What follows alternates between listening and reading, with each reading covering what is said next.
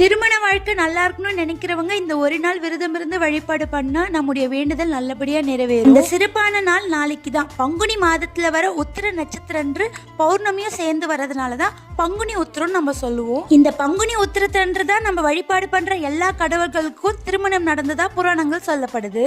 இவ்வளவு ரொம்ப முக்கியமான நாளை யாரும் தவற விடாதீங்க.